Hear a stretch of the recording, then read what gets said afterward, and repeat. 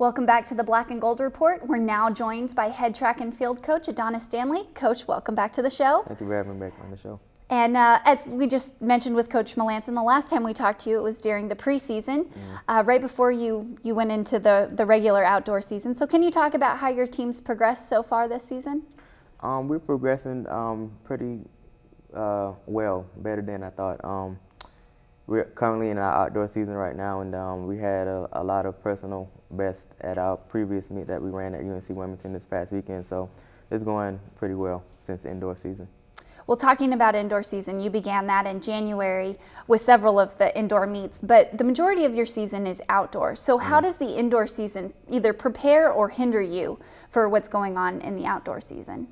We pretty much use the indoor season to help us prepare for the outdoor season. It kind of gives us an idea of how the athletes would race prior to outdoor, and this is kind of, helps us get into race shape for the outdoor season.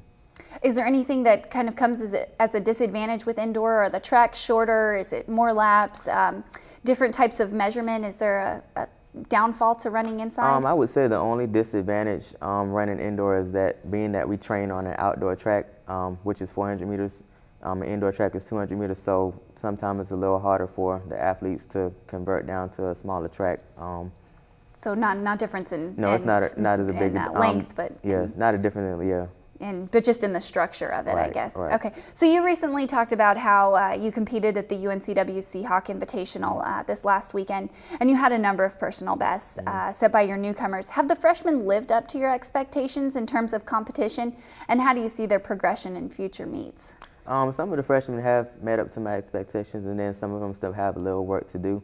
But I would say, as we progress on throughout the season, they'll get faster and better at the particular event. So I'm not worried about that. As long as we keep progressing and getting better, I think the season will pan out pretty well. Right. Well, the season's still young. You still have several months left of it.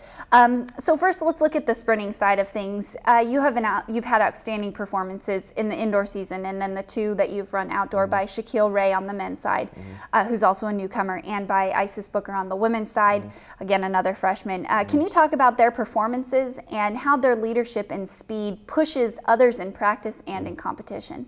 Shaq and Isis are great athletes to work with. Shaquille, he's progressing much faster than I thought he would be.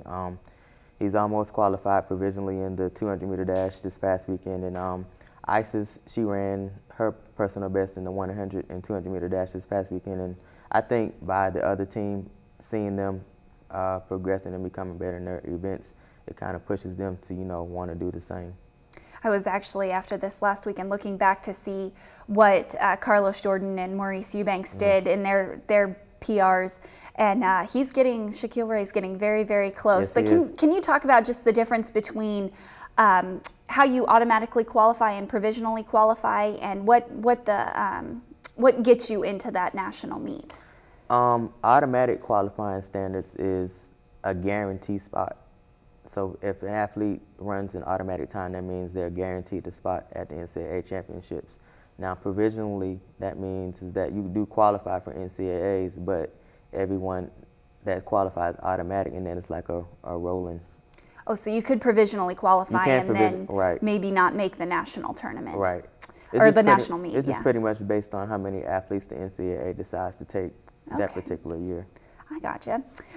So talking about now some of your mid-distance and some distance, Pardon Lavue shattered the previous record in the half marathon at the Myrtle Beach half marathon, just kind of on his own, did it himself, and finished in the top 5 at the UNCW Seahawk Invitational with 2 personal bests in the 800 and 1500 meter runs, and then was extremely close to his PR and won in the 5,000 meter run. What do you expect from him for the remainder of the season, and how much progress does he need in order to qualify for the NCAA championships? I expect Pardon to actually get to the NCAA championships this year. I was talking to him earlier this week, and he said his goal is to automatically qualify in the 10K at Raleigh Relays, which is 2 weekends from now. And he also provisionally qualified in the 800 this past weekend.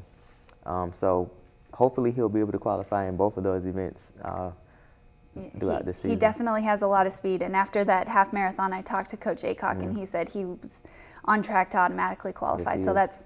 that's really good. But we're going to go ahead and take our next break. And when we come back, we're going to continue talking to Coach Stanley. So stay tuned.